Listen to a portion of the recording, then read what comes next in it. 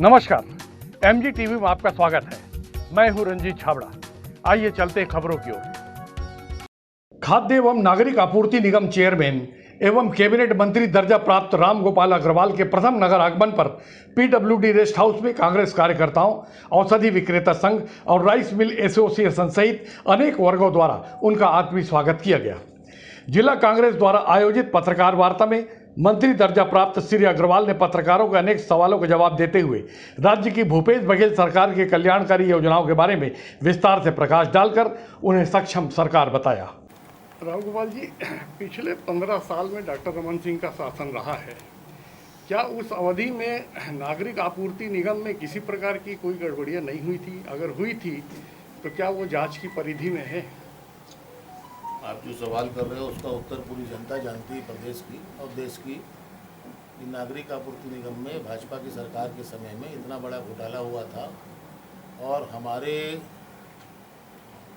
हम जब विपक्ष में थे तो लड़ाई का एक बहुत बड़ा मुद्दा और विरोध का बहुत बड़ा मुद्दा था और हमारे घोषणा पत्र में भी था कि 37,000 करोड़ का जो घोटाला रमन सिंह की सरकार में राशन के माध्यम से हुआ है उसकी जांच चालू है। न्यायालय में भी ये प्रकरण चल रहे हैं। जी, आपके प्रदेश अध्यक्ष ने कहा है कि हमने गंगा जल हाथ में लेके शराबबंदी कसम नहीं खाई है, तो क्या उसकी पुष्टि करते हैं आप?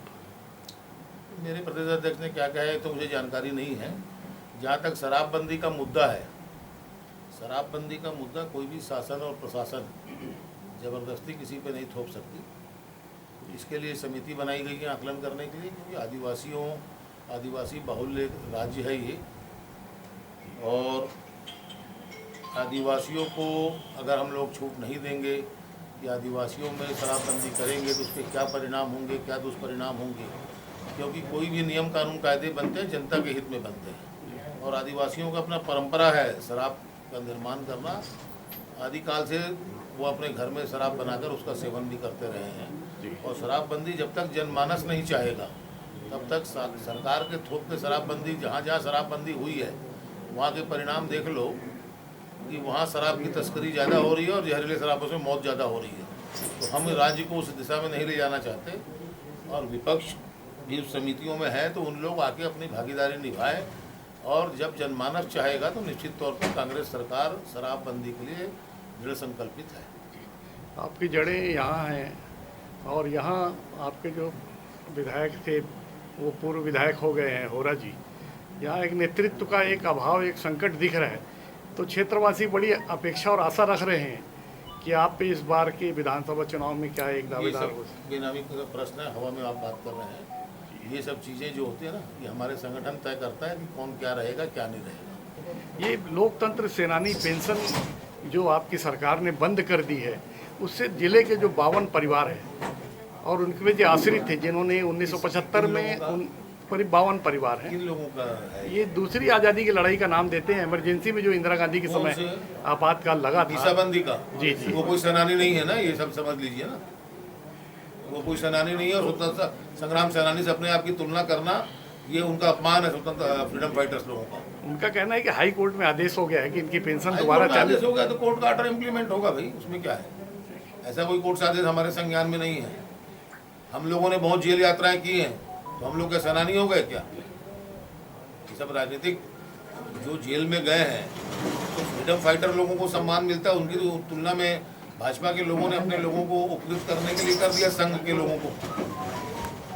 तो चाहते हैं दोबारा चालू हो जाए आपकी सरकार? चालू हो जाएगी अगर वो पात्रता रखते हैं, वो चालू होगी। ये आपके बनने के बाद लोगों को काफ़ी अपेक्षाएं हैं धमतरी वासियों की कि हमारे क्षेत्र के रामगोपाल अच्छे पद में है, कैबिनेट मंत्री का। देखिए, मैं पहले जो रामगोपाल था वही रामगोपाल आज हूँ। उम्मीद और आज सरकार आपकी है, उम्मीद तो है लोगों को। मैं संगठन का आदमी हूँ और जो मुझसे संपर्क करता है जिस काम के लिए, मैं अपनी तरफ से दर्जा प्राप्त था नहीं था, समझे, मैं हमेशा मदद करने के लिए तत्पर रहा हूँ, चाहे मैं पक्ष में रहा चाहे विपक्ष में रहा। और धमतरी विकास के लिए भी हम लोग बाकायदा प्रयासशील हैं। चूँकि कोरोना काल के कारण अभी भी करीबन यहाँ 270 करोड़ रुपए का भूमि पूजन और लोकार्पण हुआ है, वो विकास का ही है, आमदी कॉलेज का ही पैसा आ गया बता रहे हैं जी।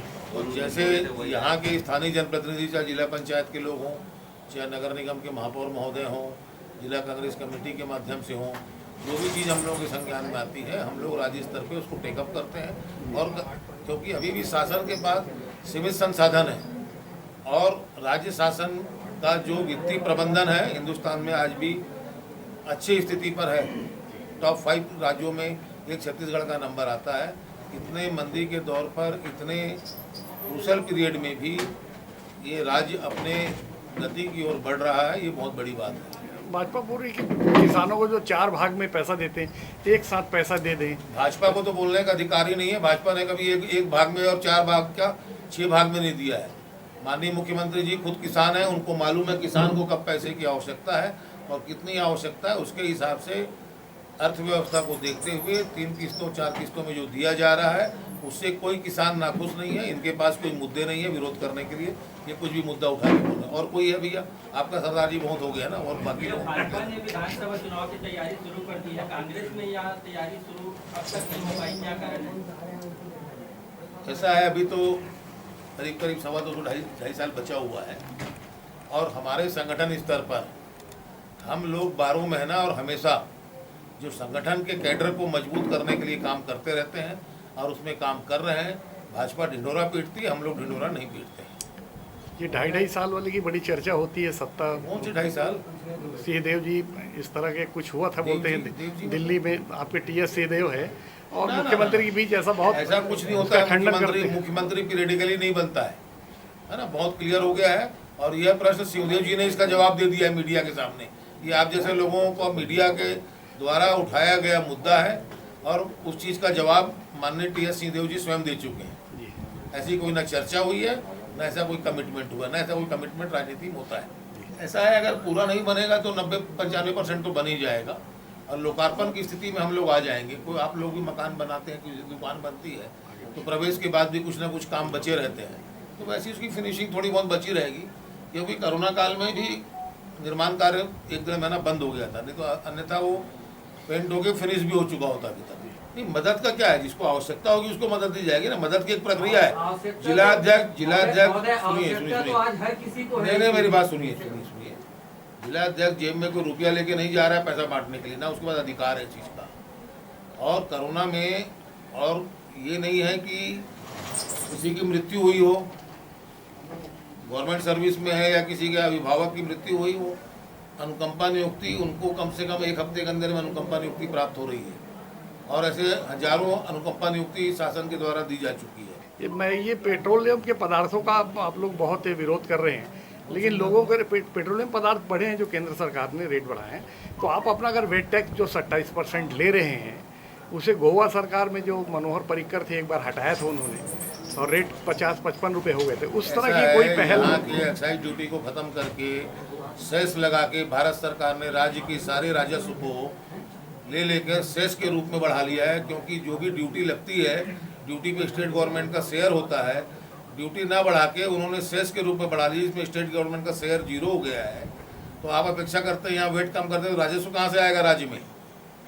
पूरा बाजार बंद है, धमतरी का शराब भट्टी खुली है तो राजस्व ऐसा है यार। देखिए शराब भट्टी में आ जा रहे हो घूम फिर के, आप कुछ विशेष प्रेम में लगता है शराब भट्टी वालों से। पूरा व्यापारी लोग रो रहे हैं सर कि हमारी सारी दुकानें धमतरी की बंद करा दी, जो दुकानें बंद हैं, जो दुकानें बंद हैं, व्यापारियों से जिला प्रशासन ने चर्चा करके एक व्यवस्था कोरोना काल में की है, पूरे प्रदेश के अंदर में है, कोई धमतरी का अकेले व्यापारियों के लिए नहीं है। तो क्या माने अगले हफ्ते उम्मीद है जब भी व्यवस्था रिव्यू करेंगे जिला प्रशासन और राज्य शासन करेगा उसके बाद खुलेगा। व्यापारी को 6 दिन खुलने को मिल रहा है ना, पर्याप्त है।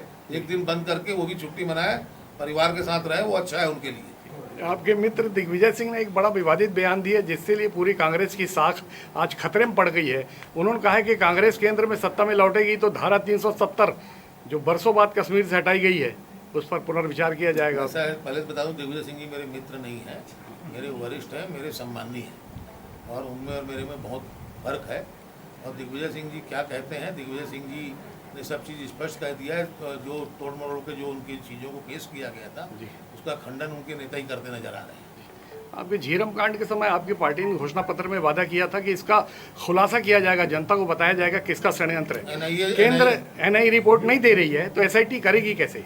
हाँ तो एनआईए वो तो भारत सरकार कोऑपरेट नहीं कर रही, जांच पूरी हो चाहती ही नहीं है भारत सरकार। हाँ और तो इसमें षड्यंत्र था, ये तो हो मानते गया, हैं। आपका हो गया। और किसी भाई को पूछे दो यार। जिले में कानून व्यवस्था को लेके मंत्री बनता पिछले दिनों, जिला प्रशासन के लोगों ने व्यापारियों को किस मामले में बनता मंत्री बन? कानून व्यवस्था को लेके क्या बढ़ते अपराध को बढ़ते अपराध को लेके, बढ़ते अपराध क्या को घटना लेके क्या हुई थी उसमें? कुछ लोगों द्वारा एक आदमी साथ मारपीट किया, जानलेवा हमला किया गया। ऐसा है, हमला जिसके पे हुआ और हमला करने वाले किस प्रवृत्ति के हैं पूरा जनमानव जानता है। और कुछ तथाकथित संगठन 4 लोग 6 लोग बंद का आह्वान कर दें, व्यापारी वर्ग तो वैसी बेचारा अपना देखता है कि जब मॉब आ रहा है तो बंद कर दो शटर को। अगर उस पर कार्रवाई नहीं हुई होती, गिरफ्तारियां नहीं हुई होती, तो बंद करने की बात समझ में आती। अभी तक मुख्य आरोपी पुलिस नहीं आएगा ना मुख्य आरोपी भी। जब देखिए, मेरे को पूरे प्रकरण की जानकारी नहीं है, जितना मैंने जानकारी ली मैं बता रहा हूँ। उसमें कुछ लोगों की गिरफ्तारियां भी हो चुकी हैं, मुख्य आरोप है सेम डे गिरफ्तारी हो चुकी है। और कोई भी असामाजिक तत्व ना किसी धर्म का होता, ना किसी संप्रदाय का होता। आपराधिक आदमी आपराधिक ही रहता है, ना वो हिंदू है ना वो मुस्लिम है। और उसको अगर कोई रंग देने का कोई, हमसे बड़ा हिंदू नहीं है वो, जो हिंदू संगठन वाले लोगों ने जो आंदोलन किया है। हमको हिंदू होने का सर्टिफिकेट कोई नहीं देगा। कोई मुस्लिम भाई है वो अपने धर्म के प्रति समर्पित है, हिंदू अपने है। पर तथाकथित कुछ भी संगठन बना के, अब मैं किसी के बारे में बोलना नहीं चाहता हूँ, इनके पीछे क्या चरित्र चल रहा है इन संगठनों का वो भी मुझे मालूम है। नहीं, मोहल्ला विशेष रिसाई पारा में बहुत सारी घटनाएं घट चुकी है। वहाँ पुलिस चौकी खोलने की मांग लंबे समय से हो रही है। क्या ये मामला आपके संज्ञान में आने के बाद उसका सर्वे होना चाहिए? मेरी बात सुन लीजिए, पुलिस चौकी खोलना नहीं खोलना, शहर कितना बड़ा है, कितने बल की आवश्यकता है, वो प्रशासन तय करेगा, है ना। और अभी तक ऐसी मांग मेरे सामने तो नहीं आई है कि वहाँ पुलिस चौकी खोलना चाहिए। ये आपके दिमाग की उपज है। जी, आपके संज्ञान में आपने अभी भाजपा के चरित्र की बात की। भाजपा के चरित्र की बात नहीं की मैंने। अभी आपने चरित्र की बात की। नहीं, तथाकथित जो सुनिए, तथाकथित हिंदू संगठन सुनिए, मैं भी हिंदू हूँ, मैं जान रहा हूँ हिंदू धर्म सनातन धर्म में क्या होता है। आज किसी धार्मिक संस्था का नाम लेके बंद करना और ये करना, ये धमतरी में बहुत हो चुका है। और मैंने, सुनिए मैं बता दे रहा हूँ, मैंने तथाकथित कई हिंदू संगठनों से गौ तस्करी में संलिप्त होने का प्रूफ आया है मेरे पास में। कई बार उगाही और वसूली करते रहे। मैं उस कार्य से जुड़ा हुआ हूं, मेरा परिवार जुड़ा हुआ है, इसलिए मुझे जानकारी है। तो कांग्रेस के धरना प्रदर्शन में अगर कोई नेता, जिम्मेदार नेता अर्धनग्न प्रदर्शन करे तो चरित्र की बात होगी कि नहीं? और ये कोई अर्धनग्न प्रदर्शन, जहाँ तक आप जिलाध्यक्ष के एक प्रदर्शन की बात कर रहे हैं, कोई धरना में शर्ट निकाल लिया, शर्ट निकाल लिया, वो तो पूरा प्रदर्शन हुआ। वो हाय महंगाई, कितनी महंगाई बढ़ गई, लोगों के छाती कपड़े उतर गए, ये दिखा। सुनिए, उसका आशय ये नहीं है कि वो कोई बहुत कोई फुहड़पन या विभत्स कोई चीज दिखाना चाह रहे हो। महिलाएं भी उपस्थित थी।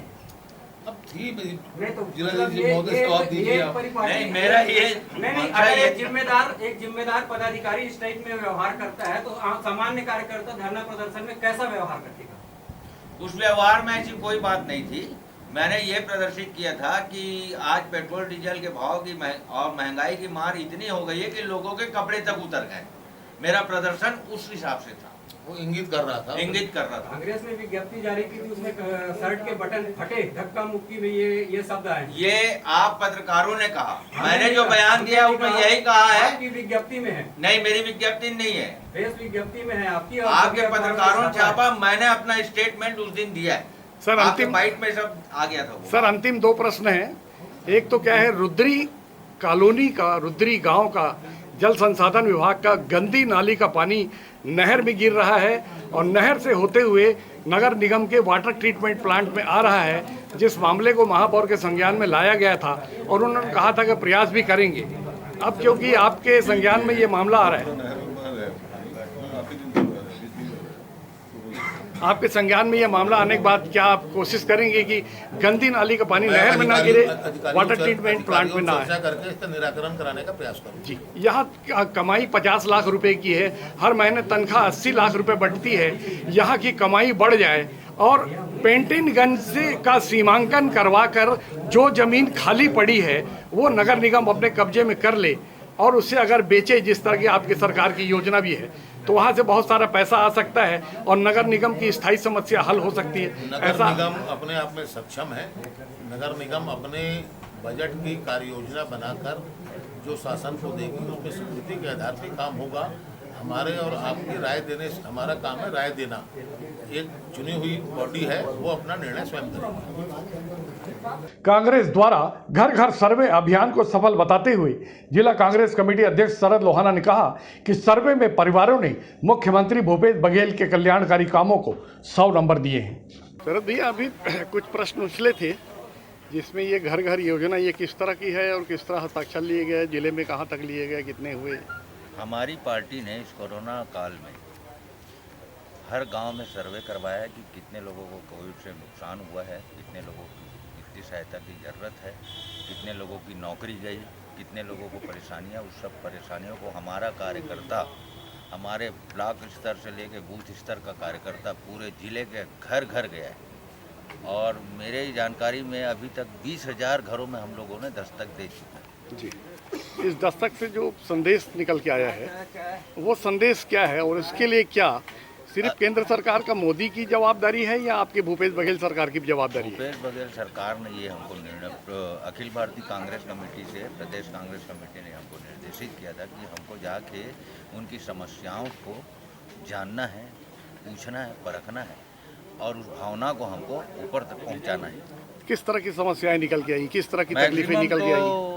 समस्याएं ये रही कि सब लोगों का कहना है कि हमारे को इस सरकार में हमको कोई दिक्कत नहीं है। दिक्कत नहीं है? ज़्यादा दिक्कत नहीं। दिक्कत किन से कई है? लोगों ने इस सरकार से संतोष, हमको सब ठीक है बोलते। दिक्कत किन से है? दिक्कत का अभी तो जितने, किसी ने कहा कि मेरी नौकरी में परेशानी आई, किसी को वित्तीय समस्या भी आई, कई 60% लोगों ने यह कह दिया कि सरकार से हमको कोई अभी ज़रूरत नहीं है, सब अच्छा चल रहा है। मतलब केंद्र सरकार से भी संतुष्ट है, ऐसा माना जाए? अभी राज्य सरकार से संतुष्ट है, केंद्र सरकार से तो असंतुष्ट सदा से है। अभी लेते हैं एक छोटा सा ब्रेक। आप देखते रहिए MG TV, क्योंकि खबरों का सिलसिला यहाँ थमता नहीं।